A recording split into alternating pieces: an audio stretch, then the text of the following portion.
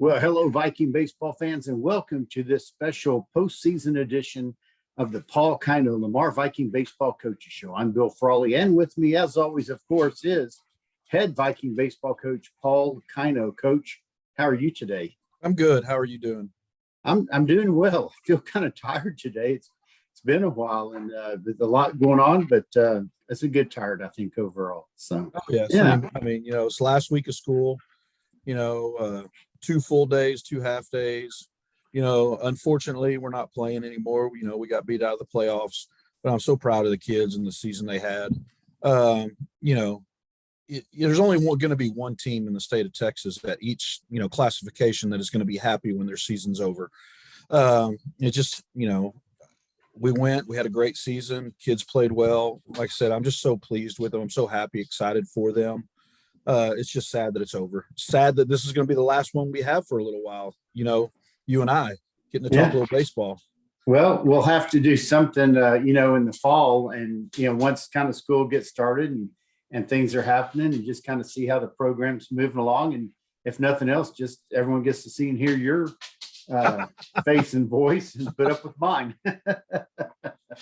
But we'll make sure something happens there early in the fall semester. But well, Coach, it was a really good season, and we talked a lot, just about every week, about how the team continued to gel, and there's a real team attitude, and that's got to be a big part of the success to make it to the playoffs. At the banquet, I was talking.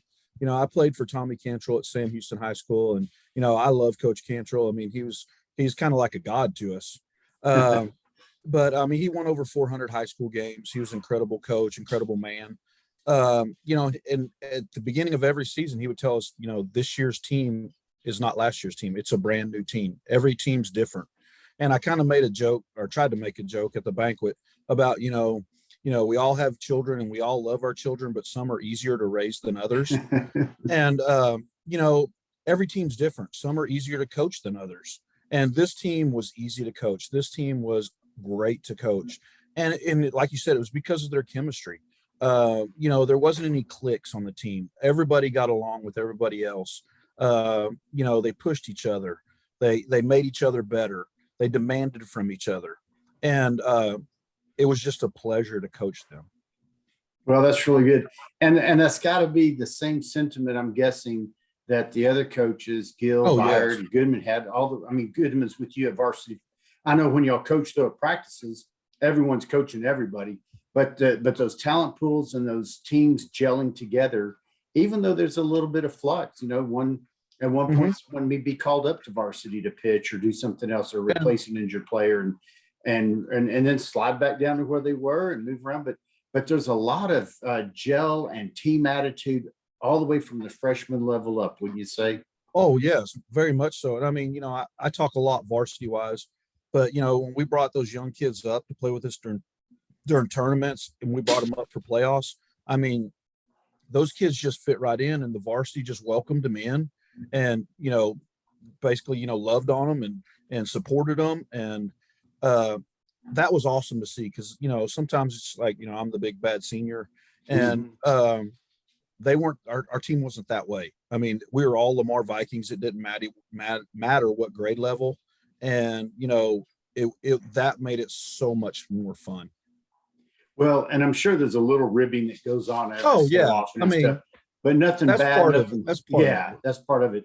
But like you said, if that was a welcoming thing overall, and the youngest ones all the way up, inexperienced all the way up to the most, really felt like they're all part of the same program, then that's huge. And that's got to be a part of what, in addition to some natural talent, is going to make this program just continue to improve in quality and everything.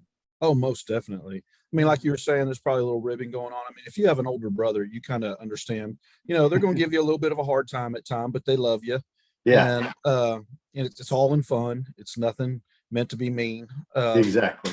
But I look at our program, and, from the freshmen, the JV2, the JV1, we're in a really good place right now.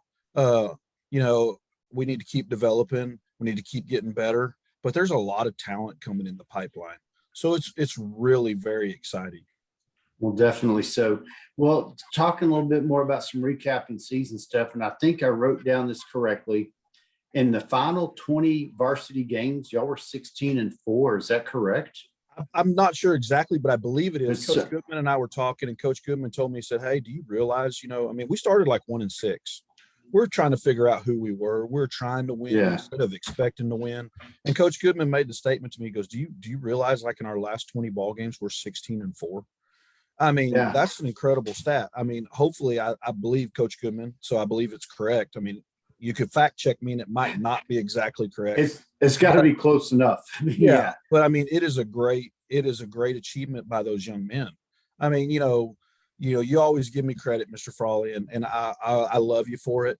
But ultimately, those kids are the ones that go out and play the game, and it's our job to get them ready, on practice days. But ultimately, they have to go out and perform, and that's just a testament to their abilities.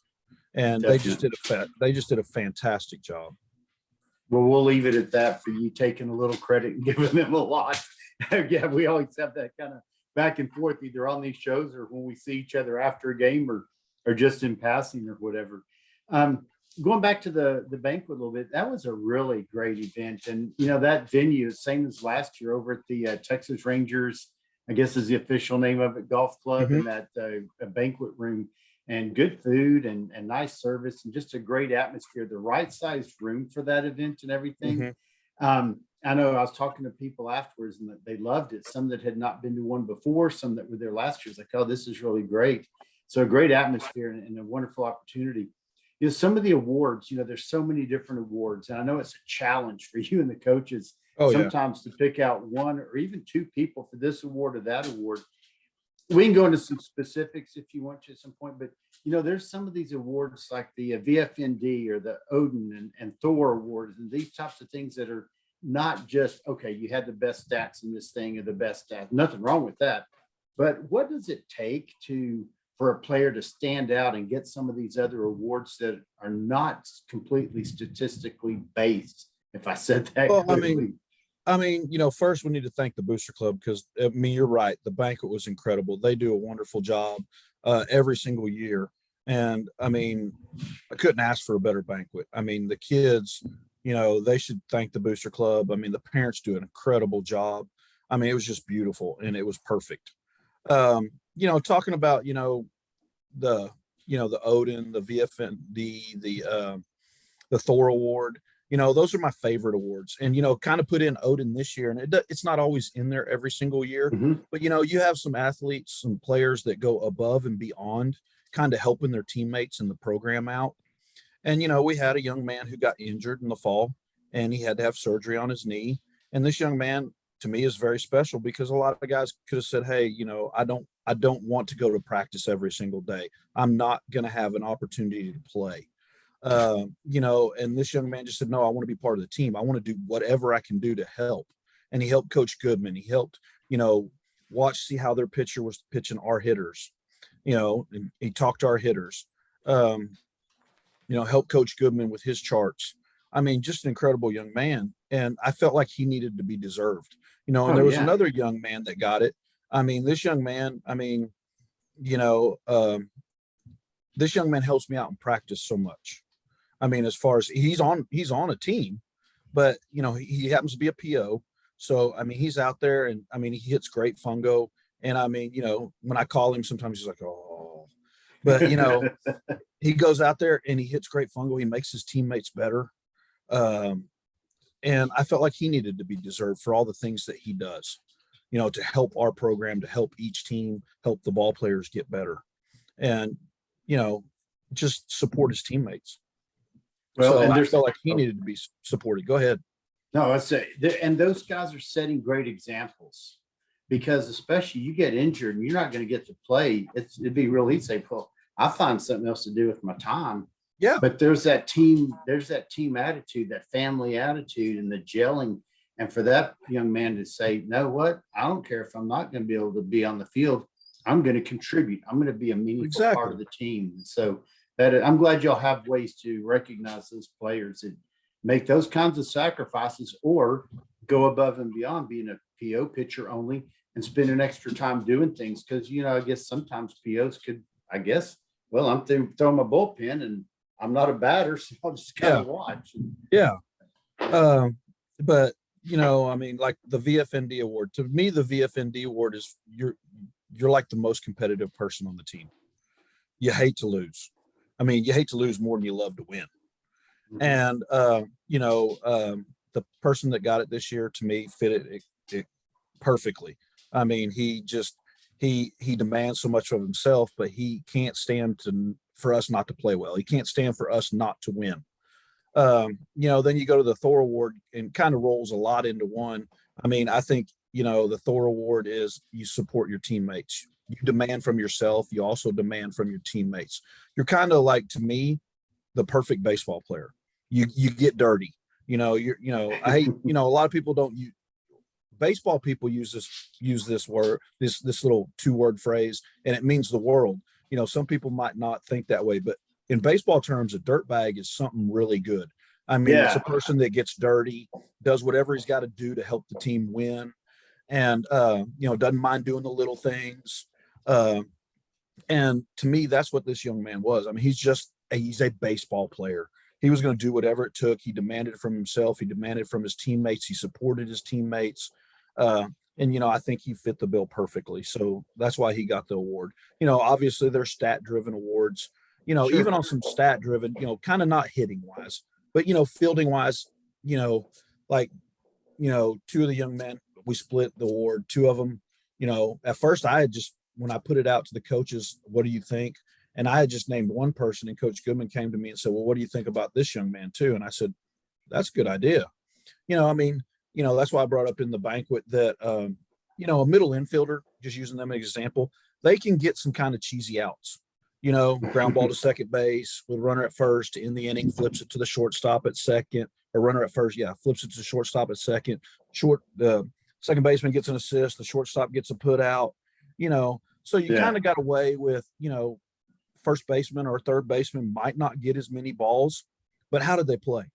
Were they money? Were they every time ground ball hit to them, you knew it was going to be an out. And, so I thought we did a good job on picking men that were our defensive MVPs. Obviously, Mason Gillum was our offensive MVP. He was the offensive MVP of the district. Just had a great district. Overall, he didn't have the highest batting average on our team, but he was clutch through district. That's the word I was trying to think of. Yeah, he was. Go ahead. I didn't mean to interrupt. And, obviously our offensive MVP went to a young man, Jalen. He hit .410. He led our team in hitting. And, just had an incredible year. He came up with big, huge clutch hits for us too, all season long. And I mean, hit 4 homers. I mean, he just had an incredible season at the plate. He's just an incredible baseball player. And then we felt, Nate was our other MVP. He split the MVP award, right. Went 6-1. I mean, had a 1.5, like 6 ERA. It just was money on the mound. And, he also performed at the plate. He hit .313. Had 30 stolen bases on the season. So we felt like both those two young men were deserving of our MVP. And definitely so. And when we use that word clutch, whether it's hitting, pitching, fielding, whatever, I think a lot of that has to do with sometimes maybe the team's behind on the scoreboard. Maybe the pitcher's having a little bit of a rough inning or outing. But when they can get past that mentally and say, okay, this at bat, this pitch as a batter, or this pitch as the pitcher, or middle infield, outfield, whatever, this pitch, I'm ready to make that play and clear out the mental concerns from what has happened, and then jump right in to do what's needed. I hope I said that kind of clearly. No, you did. I mean, and there's a lot of different ways to look at it. I mean, Coach Goodman doesn't like his pitchers to hit because he's afraid of them doing that. He's afraid of them having a bad at bat and taking it to the mound. Okay. And I'm like, they're our best hitters. So guess what? They're going to hit, and they're going to have to learn how to cope with it. And, Nate did an incredible job. So, I mean, there's always different ways to look at it. Nobody's right or wrong. It's just, it is what it is. Yeah. There's a couple of plays that'll stand out from the season. And one of them, and I hope it's okay to single this out, it was Mason Gilliam playing right field. He laid out, made a diving catch, either at or into foul territory, but somewhere in pretty deep right field. And then he gets, and I can't remember if he got all the way up. I might be remembering it. He hosed the kid. He hosed the kid at home plate. Yeah, on the road. Against Arlington High, I believe it was. I think it was. And that's like, what a play. And again, someone could go, hey, I laid out, I made that catch. Hey, got the out. Mm-hmm. But to have the mindset and the game situation awareness, not only did I make that catch, now I've got to transfer the ball and throw accurately to home plate, maybe get another out. And he did. Oh, it was an awesome play that he made. Yeah. And I mean, he made plays throughout the whole year. I mean, Yeah. all our kids did. Somewhere down the line, every single one of them made plays the whole year. And that's why I hesitate to single one out here or there. But I can visualize that over and over. Yeah. I mean, Hagan makes a diving play in the playoffs. Yes. I mean, Jalen makes a diving play at short against Tyler Legacy. Yep. I mean, their coach looks at me and goes, wow. And I was like, yeah. I mean, it's one of those kind of things, I'm over there going, wow. And I mean, it's just all our kids did that. Somewhere down the season, Cooper Sheedy made a dive and play in left field. Oh. I mean, every single one of them somewhere made a play like that. Exactly. And that's what it takes. It takes a whole team doing their job, making plays, battling at the plate to be successful. And that's what made this team so special is all of them did it. Definitely so. Well, and it goes back to, it's probably contagious a little bit, even if it's not in the same game, but people remembering, oh yeah, someone kind of saved our inning or picked me up or whatever. So I'm going to do it now. And it's just a kind of a constant. Oh, I think it is contagious. I think hitting's contagious. I think playing good defense contagious. I think making errors are contagious. I mean, I'm superstitious. So, I put my, the right sock on first and then the left sock and the right foot in the leg, then the left foot in the leg, I'm superstitious. So I totally believe everything's, is that way. I think it's, it's contagious. And I think you play the game the right way and don't upset the baseball gods and all that stuff. I love hearing that kind of stuff. And, you see that in movies and TV shows about baseball or football. And I'd like to pay attention to the baseball ones especially, but yeah, don't upset the baseball gods and the superstitions and always doing the same motion this way or that way. And, some people think that's silly, but hey, if it works and if it gets into your mind that it works, don't mess with it. Right. Oh yeah. No, you're exactly right. I'm not going to repeat the line, but there's a pretty famous line from Bull Durham about that. Yes, I was thinking the same thing. So we will all either remember it or someone can go watch it and learn it if they think they're hitting 300 because of that, and they're hitting 300 because of that. Yeah, I got to say one other thing that I think is always special, and it's so cool that Painters USA continues to sponsor the Derek Chambers Baseball Scholarship. And what's really amazing to me, looking back over these years, is they say we want the team to select that recipient. And I know it's not just a popularity contest because I've known who those winners are over the years and probably someone that came in second in the vote, whatever. But that is really a cool thing that's so unique, to the Lamar Vikings and the whole. Well, I mean, it's a sad reason why we have it. Exactly. As far as that goes, it's awesome that Painters USA does it, and it's awesome that the kids pick it, and they've done a great job every single year of picking the recipient of that award. Mason got it this year. I mean, and Mason's a great player. Mason works extremely hard. I mean, he's always in the cages hitting off the tee. He'll be by himself hitting in the cages, before practice starts or after practice ends. And, just an incredible work ethic, incredible young man. And, the kids they take it serious. Like you said, it's not a popularity contest. Yeah, that's really. Yeah. One more thing about Mason. I'm not trying to make this Mason Gilliam. No. I got to say though, I love watching him do his bat twirls when he walks up to the plate. And, there are people, and I've seen them all the way from youth ball, select, all this, even in college, and they'll have that kind of stuff. And then they go up there and they whiff or whatever, but he can back it up. Oh, The cool Mason, bat twirls. So he implements or Mason executes. Like I said, every kid's different. Mason has a great personality. And, I love being around him. I love talking to him. I love being around all the kids. But Mason has a great personality, and he's just fun to be around. Well, and again, that's contagious as well. And that's what makes that whole team gel together. Well, Coach, wrapping it back around, we did some kind of nice praise to the Booster Club, especially related to the banquet. But I just want to go back and, some people that stand out, Doug and Angela McKay. Oh, running the concession stand. Who would have thought we'd have found such a great successor to James Isbell and all that he did? But my goodness gracious, the McKays. And it goes back so far. Like Mrs. Bouchel used to run the concession stand, do an incredible job. Oh, I remember. And then, not McKay, then Mr. Isbell took it over. Incredible job Mr. Isbell did. And then the McKays take it over, and it's just incredible. It just keeps going on and on and on.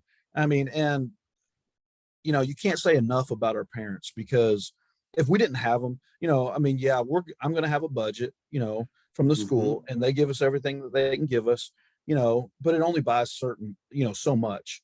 And if we did not have the Booster Club we have, it would be hard to, we're going to have uniforms, maybe not as nice. We wouldn't have the baby blues. Yeah. But, we're going to have a nice set of uniforms, maybe not, like I said, the baby blues, but the bottom line is our program is so much better because of our Booster Club, because of the support it provides these kids and these young men and me and the coaching staff. I couldn't ask, I have the best one in the state of Texas. I truly believe that. And I'll say it to the day I die. I'd agree with you. I think you're correct. And, and the leadership of the Shooties being the co-presidents. And I think a little bit of it kind of maybe showed how much time goes into it at the baseball banquet, and some other people realize, but you go to the Booster Club meetings, and then you see things in action, and that people don't realize how much time that actually takes. Oh, I know.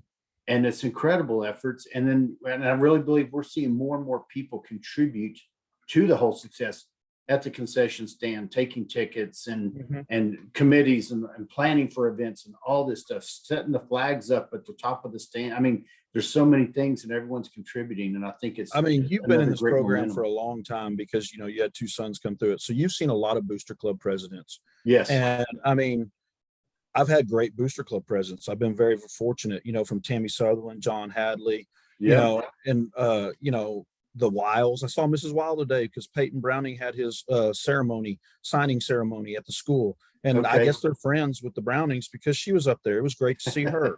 It was just awesome. But I've had great Booster Club presidents. And so I'm fortunate. I'm just a very fortunate person. Definitely so. Well, Coach, I think I've kind of run out of all the things I was going to bring up and ask you about. And as always, I don't think people realize this is a free flow thing. We've said it before sometimes, but I enjoy these things so much. I love you, brother. And I do too. I love you, man. I love you too. And I'm going to miss this. I'm going to miss, every Monday, getting together. It's been a couple weeks, since we did our last one. You had some things going on. I had some things going on. We couldn't catch together. But I'm going to miss it. I enjoy talking about our program. I enjoy talking to you. Like you said, it's so easy to talk to you. People probably don't know. And I think you've even said it that, probably the first year or two you had a script, and, you would go over with me. Is this okay to ask? Do you want to talk about this or not talk about this? And, it's gotten to the point that, I'm just like, Mr. Frawley, you ask me whatever you want to ask me. and we're just going to talk, you're that way. And, and you're just awesome. So it makes it easy. Well, thank you very much for your kind words. And I know people in the Lamar Viking program, they can't wait for these to come out, and they listen and watch.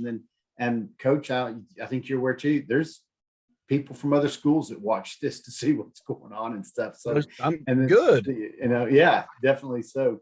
But anything else you wanted to add, other than, we're going to miss doing these, but we'll get together through the summer, so we'll be ready Yes. to hit the first show in the fall. But anything else you want to add before we close off? I mean, just I'm proud of the kids. I'm proud of the season that they had, the hard work they put in. I'm excited about next year. I'm excited about because the talent we have coming back, the talent we have coming up through the JV programs. Thank my coaches. They did a great job. I'm so lucky to get to go to work with those guys every single day. Thank their wives. I meant to do that at the banquet, Sure. because these guys give a lot of time, and it takes it away from the family. And it takes a special lady to allow her husband to be a coach. And so thank them, and thank for all the support from all the parents. Thank everybody for everything that they do. That makes our program special, because I do believe we have a special program. Definitely so. And it's all those things you just mentioned. You said it beautifully. What a great way to wrap up the final show of the season. Well, until next time in the fall, and we'll be getting together to prepare for that. I'm Bill Frawley with head Viking baseball coach Paul Kino saying VFND. Bye, everybody.